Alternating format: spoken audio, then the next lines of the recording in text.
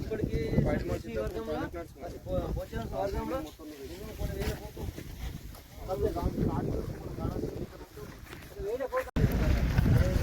కోరి కోరుకుంటే వాళ్ళ అన్న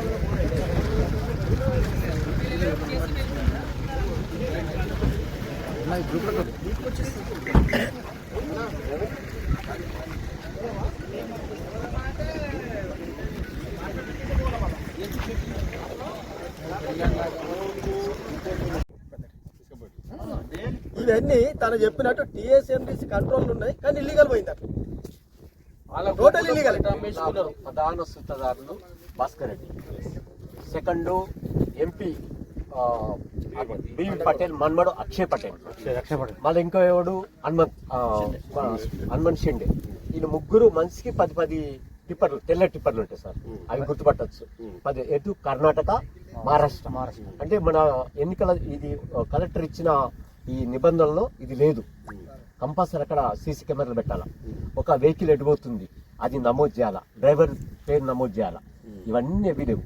ఒక్కొక్క 16 అది టైర్ల లారీల 40 క్యూబిక్ మీటర్ల ఇసుకపోతుంది. దాన్ని లెక్క చేయండి సార్. ఇప్పటి వరకు ఇంకా పోలేదంటాడు ఈ ఖనిజాభివృద్ధి సంస్థ దొంగలు.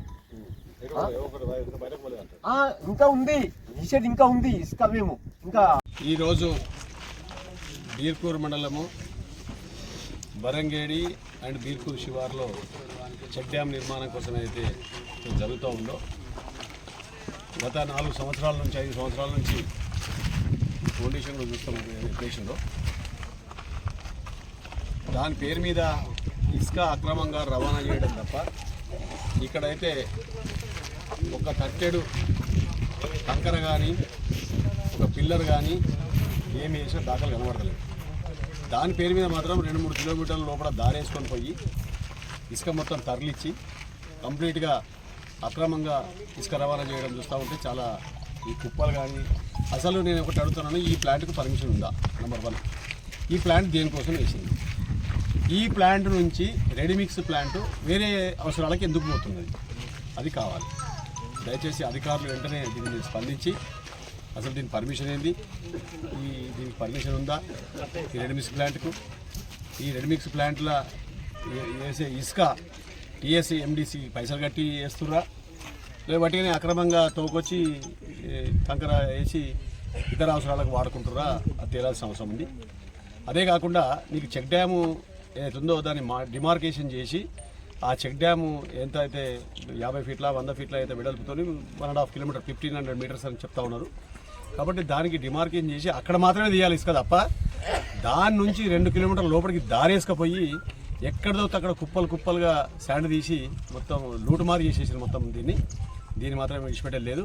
ఖచ్చితంగా సంబంధిత మంత్రి గారిని తీసుకొచ్చి ఈ ఏరియాను ఇన్స్పెక్షన్ చేయించి ఎక్కడైతే ఎంత ఇసుక అయితే ఇళ్ళకి అక్రమంగా తరలించారో దాన్ని రికవర్ చేసే పద్ధతి కూడా దయచేసి ఖచ్చితంగా ఆలోచిస్తాం. గవర్నమెంట్ రెవెన్యూని మొత్తం లూటుమారు చేసిండ్రు.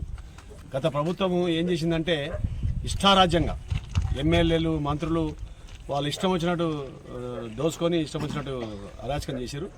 నేను ఒకటే అడుగుతా ఉన్నాను, ఒక సీజన్లో దాన్ని మొత్తం కంప్లీట్ దాన్ని ఇసుక తీసేసి దానికి కన్స్ట్రక్షన్ స్టార్ట్ చేయాలి.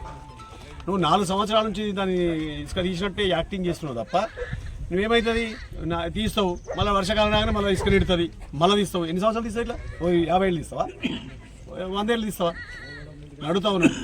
కాబట్టి ఇది చాలా ఓన్లీ ఇసుక అక్రమంగా రవాణా చేయడం కోసమే ఈ చెక్ డ్యామ్ నిర్మాణం చేస్తున్నారు తప్ప ఇంకొకటి లేదు. ఎవరి పాత్ర దీనిలో ఎవరి పాత్ర ఉన్నదని అంటే చెప్పాల్సిన అవసరం లేదు. పబ్లిక్ అందరూ చెప్తా ఉన్నారు.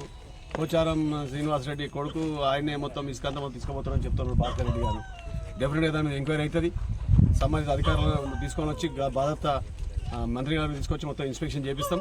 ఇలా ఎవ్వరు ఏ అక్రమంగా చేసినా వాళ్ళందరూ రికవర్ చేసే పద్ధతిలో ఏ రకంగా ఉందో కాంట్రాక్టర్ చేసిండా ఎవరు చేసినా మొత్తం ఎంక్వైరీ చేసి ఇళ్ళకి ఎంత ఇసుక తరలించబడ్డది, దేనికోసం తరలించబడ్డది. ఒకవేళ టీఎస్ఎండిసి అయితే బాధ్యత దానికి యాక్షన్ ఉంటుంది, దానికి టెండర్ ఉంటుంది, కాంట్రాక్ట్ ఉంటుంది, కెమెరాలు ఉంటాయి, దాని ద్వారా ఇసుక పోతుంది. అంటే కనబడతలేదు అట్లా. ఒక కెమెరా లేదు, ఒక కాంట్రాక్టర్ లేడు. కాంట్రాక్టర్ పేరు మీద ఏ కాంట్రాక్టరు? టీఎస్ఎండిసి ఇసుక కాంట్రాక్టర్ కాదు. ఈడ చెక్ డ్యామ్ కాంట్రాక్టర్ పెట్టుకొని అడ్డా పెట్టుకొని మొత్తం ఈ అడ్డా ముసుగులో మొత్తం ఇసుక తరలిచ్చే కార్యక్రమం చేస్తున్నారు. ఇది అక్రమ రవాణా కింద వస్తుంది. కాబట్టి డెఫినెట్గా ఎంత ఇసుక అక్రమ రవాణా చేసిరో దాన్ని ఎట్లా రికవర్ చేయాలి, ఏం చేయాలి, కాంట్రాక్టర్ ద్వారా చేయాలన్నా ఎవరు చేయాలన్నా అని ఖచ్చితంగా చూసే అవసరం ఉంది. ఇక్కడ ప్లాంట్ వేసిర్రు. ఈ ప్లాంట్ చూసి నేను పరిచయం అయిపోయాను. అసలు దేనికోసం వేసిరు ప్లాంట్? నిజంగానే మొత్తం చెక్ డ్యామ్ మొత్తం ఇసుక తీసేసిరు.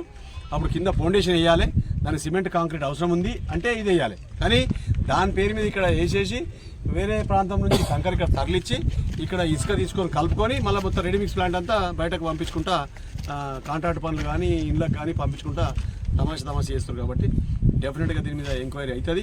సంబంధిత మంత్రిని తీసుకొచ్చి దాన్ని ఎంక్వైరీ చేసి దాన్ని ఖచ్చితంగా రికవరీ చేసేటట్టు చేస్తామని చెప్పేసి తర్వాత మనం చేస్తాను. రేపటి నుంచి నేను బరంగేడి విలేజ్లో కానీ బీటర్ రిక్వెస్ట్ చేస్తాను. ఇక్కడ నుంచి ఒక్క ట్రాక్టర్ కదిలినా, ఈ కుప్పలు ఒక్కరు కదిలినా కానీ మీరు దయచేసి నాకు ఇన్ఫర్మేషన్ ఇవ్వండి. ఖచ్చితంగా సంబంధిత అధికారం మీద యాక్షన్ తీసుకుందాం. ఎందుకంటే గతంలో నేను ఆల్రెడీ ఎంఆర్ఓకి మాట్లాడినా, ఎస్ఐ కూడా మాట్లాడినా, ఎంఆర్ఓకి సీరియస్గా చెప్పినాము.